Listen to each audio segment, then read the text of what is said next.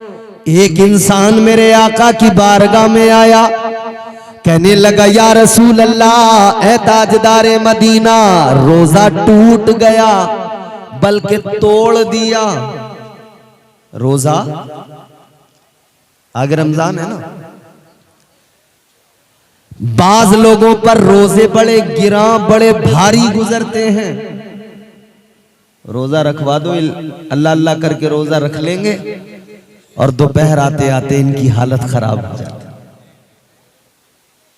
रोजा तो रख लिया मगर दोपहर आते आते हालत खराब। और बास तो ऐसे दोपहर आते आते कहने लगते हैं आज का दिन बस पूरा हो जाए, कल से। अल्लाह माफ फरमाए। रखते हैं रोजे आप लोग? रखते हैं ना? फर्ज है, रखा करें, वरना हमने तो देखा है मुसलमान कहलाने वाले, टोपियां सरों पे सजाने वाले, जुमे के दिन पक्के नमाजी बनने वाले, रमजान के आलम में, रमजान के दिनों में, रोजे के वक्त में रास्तों पे खड़े होकर बीड़ियों में दम लगाते हैं, रास्तों पे खड़े होकर सिगरेटें नोश करते हैं। अलल ऐलान ढीठ बन गए, इतने बड़े ढीठ बन गए। अलल ऐलान शरीयत का मजाक। चोरी और सीना जोरी जिसको कहते हैं। कितने ऐसे जो रोजा ही नहीं रखते और कितने ऐसे जो रखते हैं मगर 2-4 रखेंगे, फिर 2-4 दिन का ब्रेक लेंगे, आराम लेंगे, फिर रखेंगे 2। ये डग्गा मारी वाले 2 रख लिए फिर छुट्टी, 3 रख लिए फिर छुट्टी। रमजान के रोजे 30 दिन के पूरे महीने के रोजे फर्ज हैं। इसमें डग्गा मारी कुछ नहीं होती है कि चंद रख लिए चंद छोड़ दिए। याद रखना मेरे अजीजों, रोजा रखना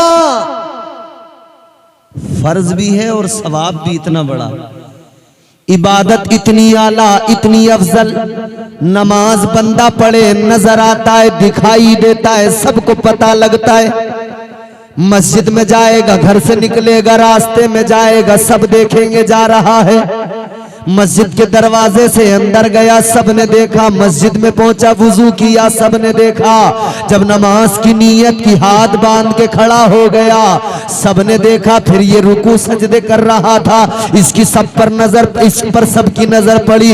नमाज पढ़े बंदा नजर आता है, कोई ज़कात दे उसका भी पता लगता है, कोई बंदा कोई कारे खैर करे पता लगता है। लेकिन रोजा एक ऐसी इबादत है, बंदे के और रब के दरमियान का मामला है। अगर बंदा किसी को ना बताए तो किसी को खबर भी नहीं होती कि ये रोजे से है। अगर ना बताया जाए तो पता भी नहीं लगता है। ये एक ऐसी इबादत है जो बंदे के और रब के दरमियान राज है। अल्लाह ताला के प्यारे रसूल ने फरमाया, ताजदारे मदीना ने फरमाया, ऐ मेरी उम्मतियों सुनो, अल्लाह का ऐलान है, रब का फरमान है, रोजा मेरे लिए है और इसकी जज़ा भी मैं अता करूंगा।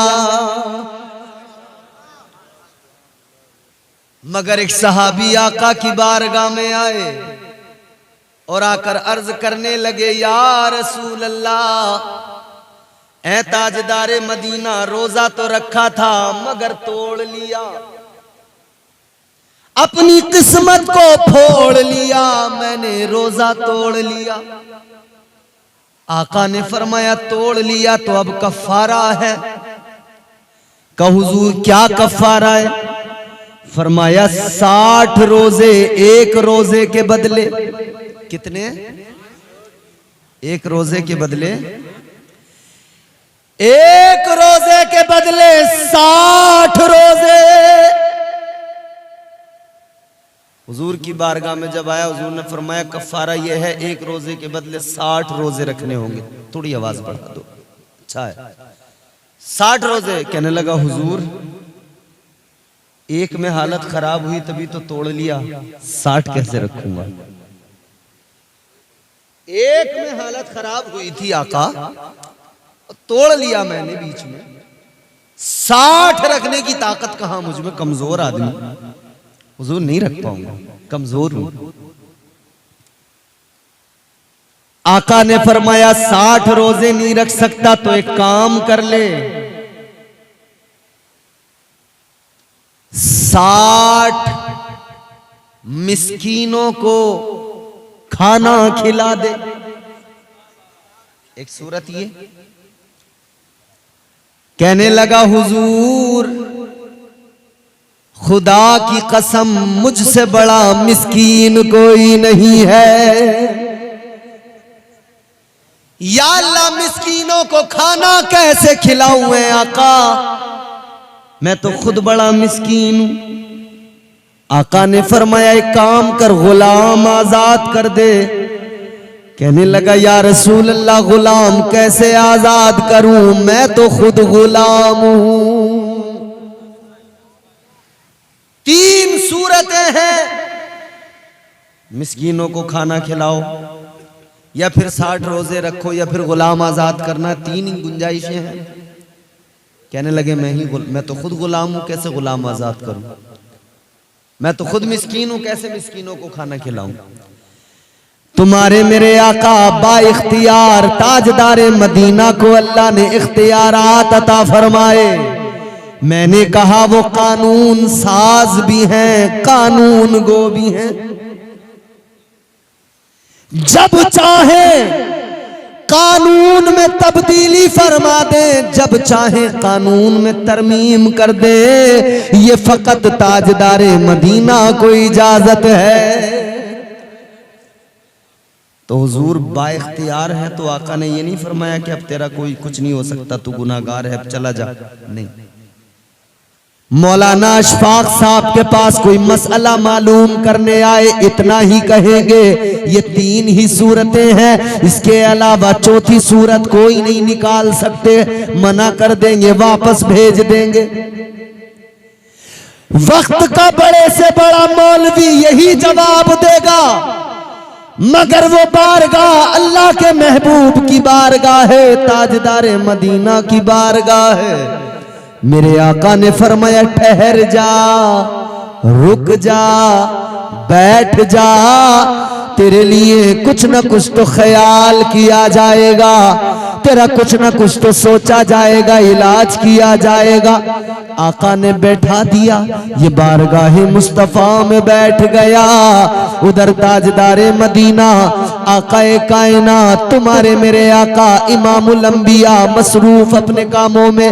थोड़ा वक्त गुजरा, एक शख्स आका की बारगाह में आया, सर पे खजूरों का टोकरा लेके आया, अर्ज करने लगा या रसूल अल्लाह है ताजदारे मदीना, ये खजूरें हैं आपकी बारगाह में लेकर आया हूँ, आका कबूल फरमा लीजिए।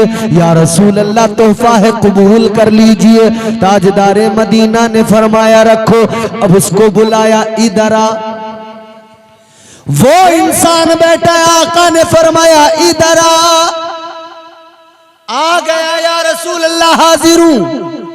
आका ने फरमाया आ जा, ये खजूरें उठा ले, लेकर जा, गिन कर चुन चुन कर 60 मिस्कीनों को खिला दे, तेरा कफारा हो जाएगा, अल्लाह भी तेरे गुनाह को मुआफ फरमा देगा।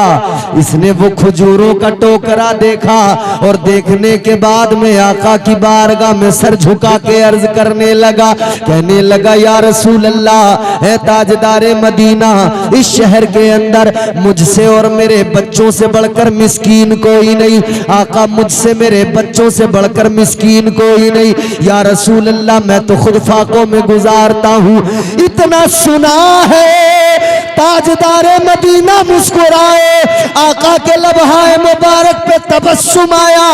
आका ने मुस्कुरा के फरमाया अच्छा तू सबसे बड़ा मिस्कीन है। आका ने फरमाया एक काम कर, ये खजूरों का टोकरा उठा ले, घर पे लेकर चला जा, खुद खा ले, अपने बच्चों को खिला दे, तेरा कफारा अदा हो जाएगा। आका कानून साज है, ये अजमत किसी को मिली नहीं, उनके जैसा कोई कौनैन में आया ही नहीं। आया कोई ऐसा? उनके जैसा कोई कौनैन में आया ही नहीं, आता भी कैसे जब अल्लाह ने बनाया ही नहीं। वाह वाह, सुभान अल्लाह सुभान अल्लाह। ऐसा कोई महबूब हुआ है न कहीं है, बैठा है चटाई पे मगर अर्श नशी है। जब चाहे कानून बदल दे, जब चाहे निजाम बदल दे। अब सुनो जरा आगे बढ़ो, निजाम कुदरत है, रात को सितारे चमकते हैं, निजाम कुदरत है। चांद की चांदनी होती है, निजाम कुदरत है। सूरज की रोशनी दिन में होती है, निजाम कुदरत है। सूरज पूरब से निकलता है, पश्चिम में डूब जाता है, निजाम कुदरत है, कानून खुदा है कि नहीं? पूरब से सूरज निकला, पश्चिम में जाकर डूब गया। लेकिन मेरे अजीजों गौर करो, ये निजाम कुदरत है, निजाम कुदरत। बात समझ में आ रही है आप? लतीफे चुटकुले तो नहीं सुनना चाहते? बता दो, क्योंकि भाई मेरा काम तो लतीफे चुटकुले सुनाने का है नहीं। वो अलग बात है कि कहीं कोई ऐसी बात आ जाए ज़िम्नन जिस पर आप मुस्कुरा जाएं, वो अलग बात है। लेकिन मैं, माफ करना, कोई कॉमेडियन तो हूं नहीं, और ये जलसा इसलिए तो होता नहीं है। बाज लोगों ने ख्याल किया था, सोचा था कि जलसों में कॉमेडी होनी चाहिए। उसका नतीजा क्या निकला था जानते हो? जब लोगों ने ये ख्याल किया कि जलसों में लतीफे चुटकुले कॉमेडी होनी चाहिए, तो लोगों ने कहा मौलाना ये कॉमेडी करना जब जलसों में जरूरी है, तो फिर आपसे अच्छी कॉमेडी तो शेख चिल्ली करता है। तो लोगों ने फिर मौलाना बुलाने बंद कर दिए। उर्सों की महफिलों में, उर्सों के स्टेजों पर, दरगाहों पर शेख चिल्ली को बुलाया जाने लगा। फिर शेख चिल्ली आया, जानते हो ना शेख चिल्ली को? उसने कॉमेडी की उर्सों में। क्यों? क्योंकि जब कौम को कुरान समझ में ना आए, कुरान पसंद ना आए, तब फिर यही हाल होता है, बेड़ा गर्क हो जाता है। आज हमारी कौम की हालत ये, कुरान सुनाओ समझ में नहीं आता, आका का फरमान सुनाओ समझ में नहीं आता, और लतीफों में बड़े उछल उछल के दाद देते हैं, बड़े मस्त मगन हो के सुनते हैं। बर्बाद हो गई कौम, मगर अजीब तमाशा है, अपनी बर्बादियों पर खुद हंसते नजर आ रहे हैं। यानी इतना बेवकूफ को दुनिया में देखा आपने, अपनी बर्बादी पे हंसता हो। जब हमने कुरान सुनना बंद कर दिया, कुरान पढ़ना बंद कर दिया, तो फिर हुकूमतों ने भी कहा कि तुम कुरान पढ़ते नहीं, सुनते नहीं, तो फिर क्या जरूरत है मदरसों की? जब तुम्हें कुरान से कोई लगाव नहीं, दिलचस्पी नहीं, तो हुकूमत कहने लगी मदरसे बंद कर दो।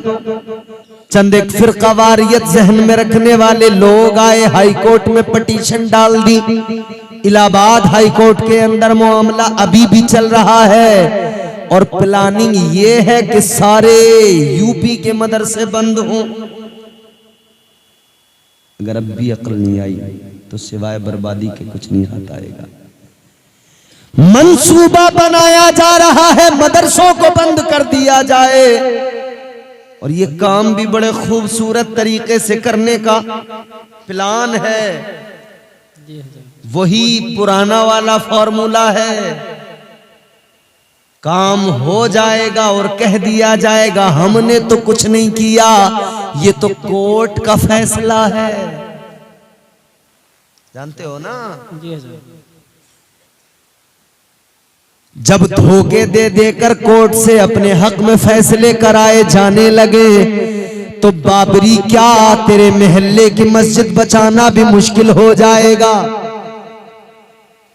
एक दो मदरसों की बात नहीं, पूरे यूपी के अंदर एक बाज़ाब्ता प्लानिंग से कि पूरे यूपी के मदरसों को बंद कर दिया जाए। फिलहाल सुनवाई हो रही है हाई कोर्ट के अंदर,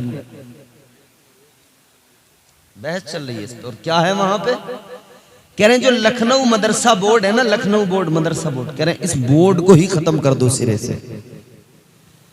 और प्लानिंग क्या है, 16 साल तक के बच्चों को कोई तालीम नहीं दी जाएगी। 15 या 16 साल की उम्र तक कह रहे हैं कि उसे न कुरान पढ़ाया जाएगा, न ईमान, न इस्लाम, कुछ नहीं। कह रहे हैं उसे सिर्फ और सिर्फ इतनी उम्र तक एक ही तालीम दी जाएगी, वो कॉमन तालीम होगी, स्कूल की तालीम, उसके अलावा कोई दूसरी तालीम नहीं दी जाएगी।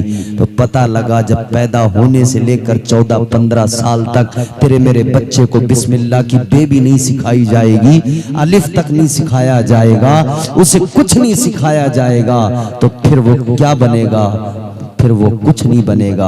वो ना इधर का रहेगा ना इधर का रहेगा, क्योंकि जो एजुकेशन इतना महंगा है कि गरीब का बच्चा हासिल नहीं कर सकता, वो गरीब का बच्चा ना हाफिज बनेगा, ना कारी बनेगा, ना मौलवी बनेगा, ना वो कोई डॉक्टर इंजीनियर बन सकता है, वो जाहिल का जाहिल रह जाएगा। यही तो प्लानिंग है, ये फिरौनी प्लानिंग है। फिरौन जब बादशाह बना उसने सबसे पहले मदरसों में ताले लगाए थे, मदरसों को बंद किया था। क्यों? क्योंकि जब कौम जाहिल हो जाती है तो जो कहो वही मान लेती है। फिरौन ने जाहिल बनाया था पहले, फिर कहा था मैं तुम्हारा खुदा हूं। और एक बात और बता दूं, पूरा वही चल रहा है। फिरौन ने मदरसे बंद किए, मदरसे बंद करके कौम को जाहिल बनाया। तो जब एक नस्ल पूरी पढ़ने लिखने से मफलूज रह गई, जाहिल रह गई, तो उस नस्ल को फिर उसने चावल भी दिए, गेहूं भी दिए खाने के लिए। जैसे अब 5-5 किलो मिलते हैं ना राशन पे, समझ रहे?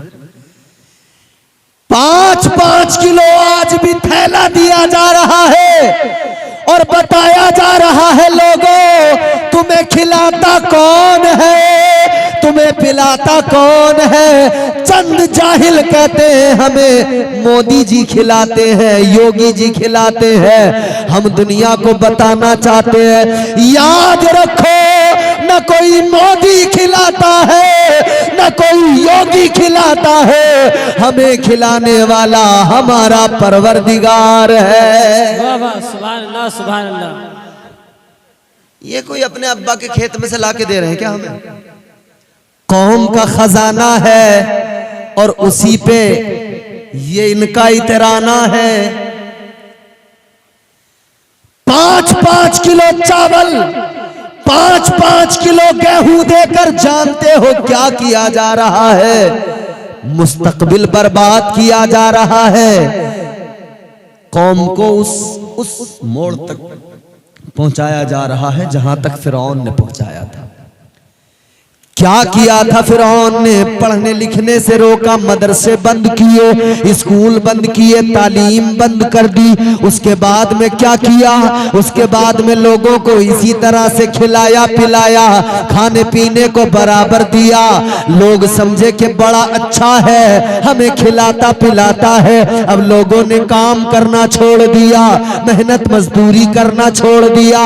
सोच लिया हर महीने राशन तो हुकूमत से मिल ही जाता है, खाने पीने का इंतजाम तो हो जाता है, इसी पे गुजारा तो हो जाएगा, इसी में काम तो चलता रहेगा।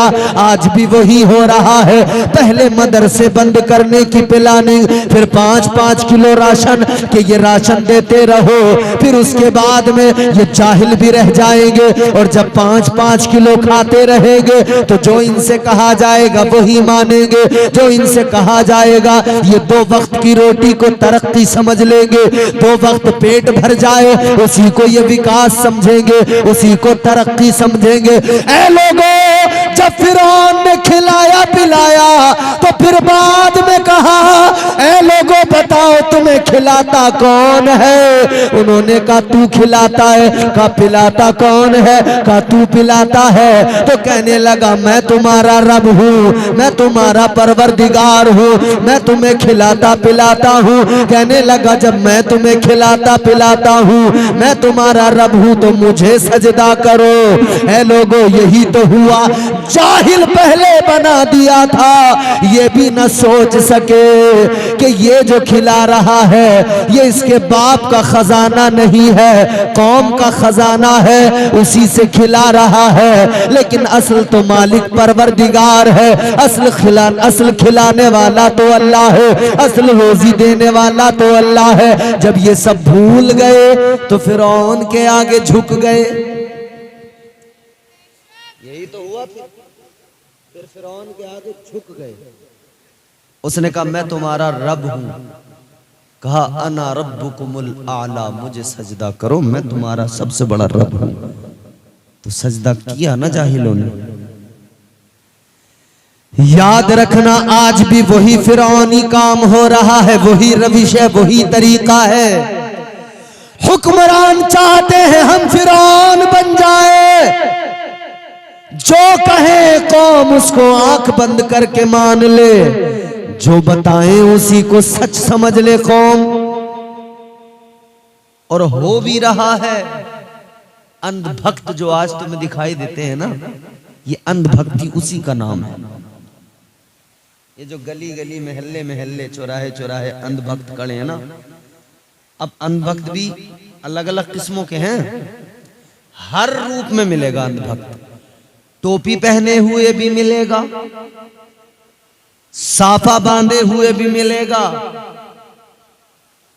हर रूप में मिलेगा। वो तुम्हें हर जगह मिलेगा और वो तुम्हें बताएगा कि अब जो दौर है वो बड़ा अच्छा है, बड़ा तरक्की वाला दौर है। और बताएगा मुसलमानों तुम भी तरफदार बन जाओ।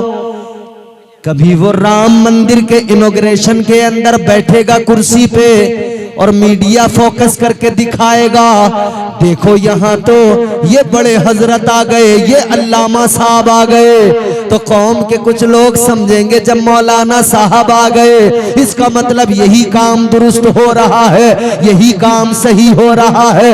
ऐसे ऐसे जाहिल, ऐसे ऐसे बिकाऊ मौलवी आएंगे, ऐसे ऐसे कौम के दलाल आएंगे जो आकर तुम्हें बताएंगे कि अब जो कुछ हो रहा है वो दुरुस्त हो रहा है। मैंने अभी आते आते एक वीडियो देखा सोशल मीडिया पर, एक टोपी पहने हुए दलाल था, वो कह रहा था राम मंदिर के लिए मुसलमान तो हमेशा से राजी था, मुसलमान तो चाहता था मस्जिद टूट जाए मंदिर बन जाए। कह रहा है कि ये तो पॉलिटिकल पार्टीज थी जिन्होंने बनने नहीं दिया, मस्जिद को पूरी तरह मिसमार नहीं होने दिया। ऐसे ऐसे दल्ले दलाल तुम्हारे मेरे सामने है।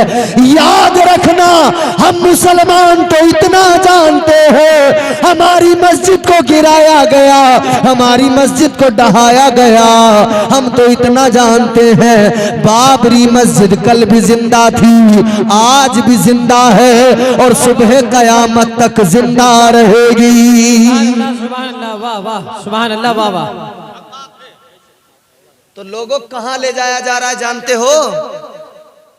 आप कह रहे हैं मदरसे बंद करके ना इन्हें बिल्कुल जाहिल बना दिया, मगर हम भी बताना चाहते हैं, दुनिया को पैगाम देना चाहते हैं। और ये मेरी बात यहीं आप जितने बैठे हो यहीं नहीं रह जाएगी, ये आगे जाएगी, दूर तक जाएगी।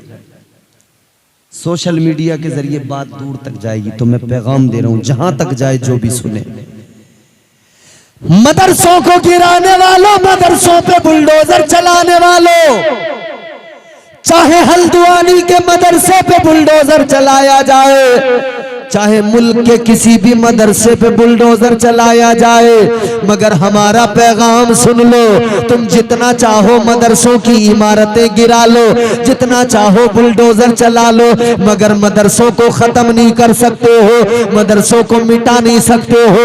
इसलिए कि याद रखना, मदरसा किसी इमारत का मोहताज नहीं होता है, मदरसा किसी इमारत का मोहताज नहीं होता है, और किसी इमारत का नाम मदरसा नहीं होता है। याद रखना, मदरसा कभी किसी इमारत का मोहताज नहीं होता।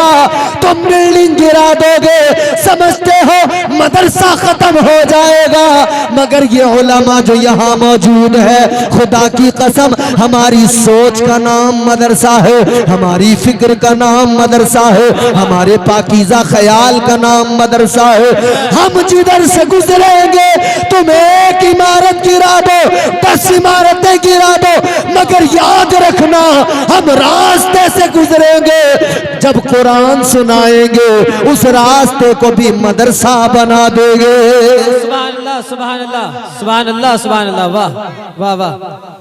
जिस चौराहे पे खड़े होकर नबी का फरमान सुनाएंगे, वो चौराहा मदरसा बन जाएगा। जिस चौराहे पर अल्लाह का कलाम पढ़ देंगे, वो दोराहा मदरसा बन जाएगा। हम अपने खेत में बैठकर कुरान पढ़ेंगे, वो खेत भी मदरसा बन जाएगा। हम अपने घर में अपने बच्चों को अल्लाह और उसके रसूल का पैगाम सुना देंगे, वो हमारा घर मदरसा बन जाएगा, हमारी राहें मदरसा बन जाएंगी। हम जहां खड़े होंगे वो जगह मदरसा बन जाएगी। इसलिए कि हम मुकम्मल अपने वजूद को, हम मुकम्मल अपनी फिक्र को, हम मुकम्मल अपने ख्याल को, हम मुकम्मल अपने वजूद को मुस्तफ़ा जाने रहमत ताजदारे मदीना की फिक्र और तालीम मुस्तफ़ा में ऐसा ढाल लेंगे, हम जिधर से जाएंगे हम खुद चलता फिरता मदरसा बन जाएंगे।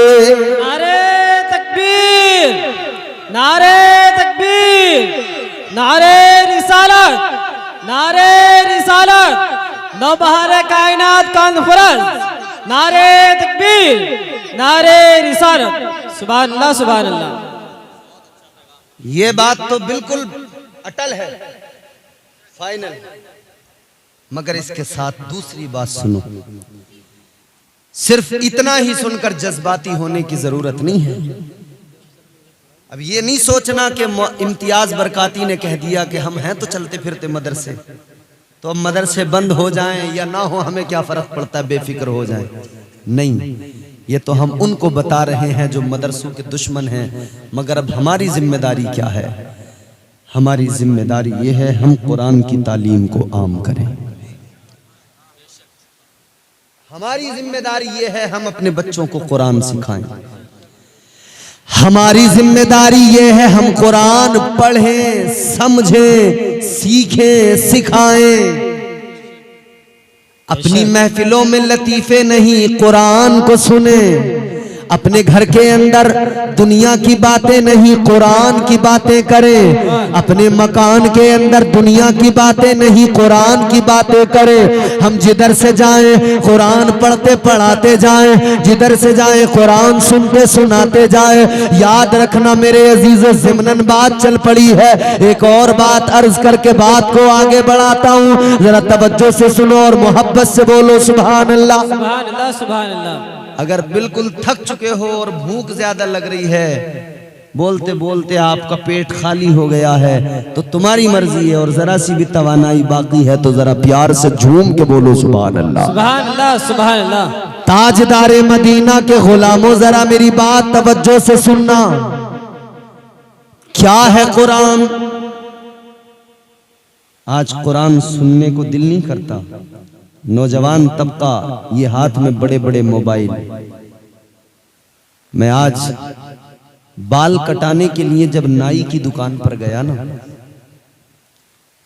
मैं कुर्सी पे बैठा हूं, कपड़ा बंधा हुआ है, बाल काट रहा है नाई। एक मेरे बराबर वाली कुर्सी पे एक नौजवान मुसलमान बैठा है, और उसने मुंह पे उसके साबुन या क्रीम जो भी लगी हुई थी, उसने उस नाई से कहा कि जरा रुक, ये मेरा मोबाइल है, जरा यूट्यूब खोल। क्या करेगा? तो कोई नाम बताया कि वो फला कोई कव्वाली है कि गाना है, क्या है, क्या ये लगा दे। मैंने कहा बाल कटवाने में भी इसे म्यूजिक चाहिए? 10 मिनट नाई की कुर्सी पे बैठ के भी इसे गाना चाहिए? उसके बिना कव्वाली म्यूजिक गाना था ये कव्वाली? अगर कव्वाली भी है तब भी मुझे बताओ। 10 मिनट नाई की कुर्सी पे बाल कटवाने आया, उस पे भी इसे म्यूजिक चाहिए? मैंने उससे कहा कि भाई तुम तो सुनना चाहते हो, लेकिन और भी इस दुकान में लोग हैं वो नहीं सुनना चाहते। कह रहा नहीं नहीं, बहुत अच्छी कव्वाली सुनाऊंगा, आप भी सुनने लगोगे। मैंने कहा इतनी सी देर में बाल कटाने में तुम्हें म्यूजिक भी चाहिए? तो ये हालत है हमारी, ये हालत है। सुबह जब बिस्तर से उठे तब मोबाइल में गाना बजा दिया, और अगर नहीं बजाया तो रिंगटोन जो लगा रखी है उस पे गाना है। पहला फोन आया, गाना खुद ब खुद बज गया। रिंगटोन पे गाना, कॉलर टोन पे गाना, यानी खुद भी इधर बजाएंगे, उधर जो फोन करेगा उसको भी सुनाएंगे। इधर भी गाना, उधर भी गाना, इधर भी म्यूजिक, उधर भी म्यूजिक, घर में गाना, बाहर गाना, बस में बैठो तो वहां कोई ना कोई आगे पीछे बजाता मिलेगा, ऑटो में बैठो तो ऑटो वाला बजाता मिलेगा। हम लोग मौलाना ये तमाम बैठे हैं, उलमा परेशान हो जाते हैं। कहीं पर तो कोई बात मान लेता है, बंद कर देता है, कहीं पर कोई जिद्दी होता है, नहीं मानता, नहीं बंद करता। तो हम लोग कहते हैं भैया बंद कर लो, मगर जहां जाकर देखो हद हो गई है। ऑटो के अंदर गाना, ऑटो के अंदर म्यूजिक, बस के अंदर गाना, बस के अंदर म्यूजिक, जहां जाओ उधर गाना, उधर म्यूजिक, हर जगह गाना। आज घर के अंदर है तब गाना, घर के बाहर है तब गाना। ऐ गाना सुनने वालों, जितना आज गाना सुन रहे हो, अगर इसके आधा वक्त भी कुरान सुन लिया होता, खुदा की कसम ये हाल ना हुआ होता। वाह वाह वाह, माशाल्लाह माशाल्लाह। होता? नहीं होता। मगर क्या करे, सुनने को कोई तैयार नहीं। दुनिया के बीमार बड़े हैं, मगर ऐसा कोई बीमार नहीं जिसे कुरान सुन के सुकून मिले। सुभान अल्लाह। याद रखना, कुरान, अगर आज कुरान से मोहब्बत नहीं की, कुरान को अगर आपने अपने घरों के अंदर सुनना, पढ़ना, खोलना बंद कर दिया तो मुस्तकबिल बहुत खतरनाक होने वाला है। आने वाला वक्त बड़ा भयानक होने वाला है। और दूसरी कौमें आज जो उनको मौका मिल रहा है, किसमें जुर्रत थी जो कहता कि कुरान की आयतों को निकाल दो, बदल डालो, तरमीम कर दो। ये जुर्रत कहां से पैदा हुई? क्योंकि उन्होंने जान लिया, उन्हें पता लग गया कि ये तो कुरान खोलते नहीं, ये तो कुरान पढ़ते नहीं, इन्होंने तो ताकों में सजा के रख दिया, इन्होंने तो कुरान उठा के रख दिया। अब ये तो कोई मरने लगता है तब कुरान पढ़ते हैं, जब कोई बीमार होता है तब कुरान पढ़ते हैं, जब किसी का दम निकलता है तब सूरह यासीन पढ़ते हैं, जब किसी को मौत आती है तब कुरान पढ़ते हैं, जब 10वां 20वां 30 40वां होता है तब कुरान पढ़ते हैं। लोगों तो लोगों ने, फिर दुनिया ने देख लिया, इन्हें कुरान से बस इतनी मोहब्बत रह गई है कि इन्हें छूछा में कुरान की जरूरत है, तावीज फलीतों में कुरान की जरूरत है, बीमार की शिफा के लिए कुरान की जरूरत है। इसके आगे उन्हें लगा इन्हें जरूरत ही नहीं है, इसीलिए तो वो कहने लगे इतनी आयतें निकाल दो, इतनी आयतें बदल डालो, इतनी आयतें हटा दो, ये कर दो, वो कर दो। मगर सुनो, एक बात बताना चाहता हूँ, खलीफा हारून रशीद का बेटा मामून रशीद है, उसका दरबार है। एक यहूदी आ गया, पढ़ा लिखा है, बड़ा ही दानिश्वर है, जी फहम है, जी खिरद है, है मामून रशीद के दरबार में आ गया, बड़ी अच्छी बातें की, बड़ी सुलझी हुई बातें की, बड़ा अक्ल वाला मालूम हुआ। तो मामून रशीद ने कहा तू इतना समझदार है, इतना ज़ीफ़हम है, पढ़ा लिखा आदमी है, तेरी बातों से पता लगता है तू बड़ा साहिबे अक्ल है, तो फिर तू मुझे ये बता कुरान को क्यों दिल में नहीं बसा लेता, क्यों कलमा इस्लाम का नहीं पढ़ लेता। कहा तू इस्लाम का कलमा पढ़ ले, मुसलमान हो जा, तू कुरान को अपना ले, दिल में उतार ले। उसने कोई जवाब नहीं दिया, कहा देखूंगा बाद में, चला गया। लेकिन कलमा नहीं पढ़ा, इस्लाम नहीं लाया, ईमान कबूल नहीं किया। अब मेरे अजीजों गौर करो, 1 साल गुजरा, 1 साल के बाद में वही नौजवान था, वही यहूदी था, फिर मामून रशीद के दरबार में आया। अब की बार आया है तो आका का गुलाम बन के आया है, अब की बार आया है तो मुसलमान बन के आया है, अब की बार आया है तो सीने में कुरान लेके आया है, अब की बार आया है तो आका का वफादार बन के आया है।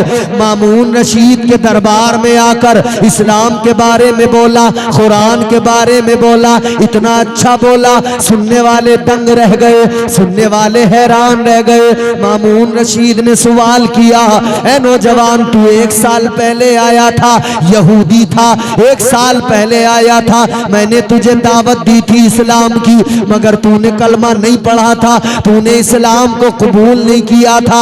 अब क्या हो गया, तूने कलमा भी पढ़ लिया, इस्लाम भी कबूल कर लिया, अब तू कुरान की अजमतों पे बात कर रहा है, इस्लाम की अजमतों पे बात कर रहा है। अब उस यहूदी का जवाब सुनो, खुदा की कसम तड़प जाओगे, तड़प जाओगे, मचल जाओगे मुसलमानों।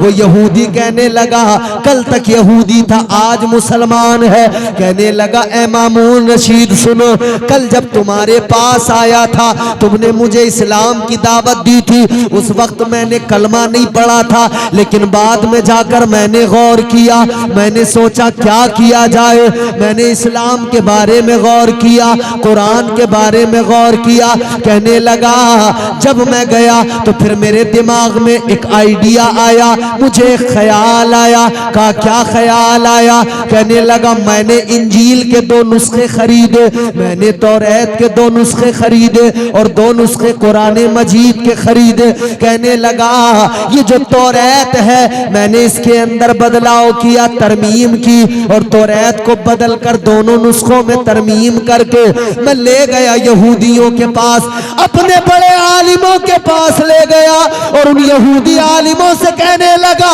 ए यहूदी आलिमों, ये तौरात है मैं लेकर आया हूँ, इसे खरीद लो, ये 2 नुस्खे हैं, इसे खरीद लो। कहता है उन्होंने लिया, दोनों नुस्खों को रख लिया, खरीद लिया, कीमत दे दी। कहता है फिर मैं गिरजा घर में गया, ईसाइयों के गिरजा घर में जाकर मैंने वो तरमीम शुदा, वो बदलाव जो मैंने किए थे वो इंजील लेकर गया, वो बाइबिल लेकर गया और मैंने कहा ये बाइबिल है, इंजील है, मैंने इसमें तरमीम की है। उसने कहा मैंने वो बाइबिल ले जाकर दी, वो मैंने उनको इंजील ले जाकर दी कि लो ये 2 नुस्खे हैं इंजील के, लो इनको खरीद लो। कहते हैं उन्होंने भी दोनों नुस्खे खरीद लिए, दोनों नुस्खे खरीद के रख लिए। कहता फिर मैंने कुरान मजीद को लिया, मैंने कुरान में बदलाव किया, कुरान में तरमीम की। अब जुमले जरा तवज्जो से सुनना। कहने लगा मैंने कुरान में बदलाव किया, तब्दीली की और कुरान लेकर एक मदरसे के अंदर चला गया और मदरसे में जाकर मैंने कहा ऐ मौलाना ये कुरान है, ये कुरान के 2 नुस्खे हैं, इनको खरीद लो, इनको अपने पास रख लो। मौलाना ने कहा बैठ जा, जरा रुक जा, जरा चेक तो कर ले कैसा लेके आया है। कहने लगा मौलाना ने एक छोटे से बच्चे को बुलाया और बुलाकर कहा जरा चेक करके तो देख लो। कहता है बच्चे ने खोला कुरान, इधर पढ़ना शुरू किया और देख देख के कहने लगा कि ये दुरुस्त नहीं है, गलत है, इसमें बदलाव किया गया है, इसमें तरमीम की गई है। कहने लगा तुमको कैसे मालूम हुआ? उस बच्चे ने जवाब दिया ऐ दुनिया वालों, तुम कुरान में बदलाव करना चाहते हो, मगर याद रखना जब तक इस कौम के वो बच्चे मौजूद हैं जिन्होंने अपने सीने में कुरान बसा लिया है। कुरान बदलना तो बड़ी बात है, कुरान का एक नुक्ता भी नहीं बदल सकता है। नारे तकबीर, नारे रिसालत, मसलके आला हजरत, अज़मते कुरान, नारे तकबीर। माशाअल्लाह माशाअल्लाह, बहुत अच्छा पैगाम। एक छोटे से बच्चे ने बता दिया, जता दिया, दिखा दिया कि कुरान नहीं बदला जाएगा, कुरान में तब्दीली नहीं आएगी। तो पता लग गया, कहता है उस दिन मुझे समझ में आ गया जब इस कौम का एक बच्चा कुरान की अजमत को ऐसे बयान करता है तो मुझे पता लग गया सच्ची किताब कुरान है, सच्चा मजहब इस्लाम है। कहता है मैंने तभी कलमा पढ़ लिया, मैं मुसलमान हो गया। सुभान अल्लाह सुभान अल्लाह, माशाअल्लाह माशाअल्लाह, बहुत अच्छा पैगाम। कुरान भी सुना करो मेरे भाई, सिर्फ ये न सोचा करो जलसों में कि लतीफे सुनने को मिल जाए, चुटकुले सुनने को मिल जाए। कुरान सुना करो। है कौले मोहम्मद कौले खुदा, फरमान न बदला जाएगा, बदलेगा जमाना लाख मगर कुरान न बदला जाएगा। वाह वाह वाह वाह, माशाअल्लाह। कुरान नहीं बदला जाएगा। तो मैंने अर्ज किया मेरे आका कानून गो भी हैं, कानून साज भी हैं। आखिरी बात सुने जो मैं अर्ज कर रहा था। हुजूर की बारगाह में सहाबी मौजूद है, कहने लगा हुजूर मुझसे बड़ा तो कोई मिस्कीन है ही नहीं, मुझसे बड़ा कोई मिस्कीन नहीं है हुजूर। मेरे आका ने फरमाया उठा लेके जा, तू खा, तेरे बच्चे खाएं, तेरा कफारा अदा हो जाए। वाह वाह माशाअल्लाह माशाअल्लाह। दुनिया का कोई भी बड़े से बड़ा आलिम हो अपनी मर्जी से तब्दीली नहीं कर सकता, मगर मुस्तफा बा इख्तियार हैं, जब चाहें तब सूरज निकलता है निजाम चलता है, चांद चमकता है निजाम चलता है। मगर मेरे अजीजों गौर करो, पूरब से सूरज निकलता है पश्चिम में डूब जाता है, ये निजाम कुदरत है। मगर जब आका का इशारा होता है तो निजामे कुदरत बदल जाता है। मकामे सहबा में अली की नमाज कज़ा हो, आका का इशारा हो, जो डूब गया था वो सूरज वापस निकल के आ जाता है। वाह वाह वाह वाह, माशाअल्लाह माशाअल्लाह। इतना बाइख्तियार नबी है। बचपन है झूले के अंदर है, उंगली हिलती है तो चांद भी झुकता है, जिधर उंगली उधर चांद, जिधर उंगली उधर चांद, जिधर उंगली उधर चांद। मेरे इमाम ने कहा चांद झुक जाता जिधर उंगली उठाते महद में, क्या ही चलता था इशारों पर खिलौना नूर का। मेरे इमाम ने फरमाया चांद जिसके लिए खिलौना बना दिया गया उस नबी का मकाम क्या होगा, जिसकी उंगली के इशारों पर चांद नाचता हो, चांद झूमता हो। फिर वो आका जब ऐलाने नबूवत करे, तो फिर वो आका जब ऐलाने नबूवत करने के बाद में बात मौजज़े पर आए तो वो चांद क्यों ना दो टुकड़े हो जाए जो बचपन से नबी के इशारों पे नाचता था। माशाअल्लाह माशाअल्लाह। तो मेरे आका की अजमतें बड़ी, हुजूर कानून गो भी हैं, कानून साज भी हैं। नो बहारे कायनात में, नो बहारे कायनात कॉन्फ्रेंस में आने वालों, हुजूर आए तो बहारें हैं, बेशक। हुजूर आए तो रौनकें, हुजूर आए तो कायनात में उजाले हो गए, हुजूर आए तो दुनिया की काया पलट गई। वो चरवाहे जो बकरियां चराया करते थे, वो लोग जो गुलामियों में जिंदगी गुजारते थे, बहारें ऐसी आई कि जो गुलाम इब्ने गुलाम था,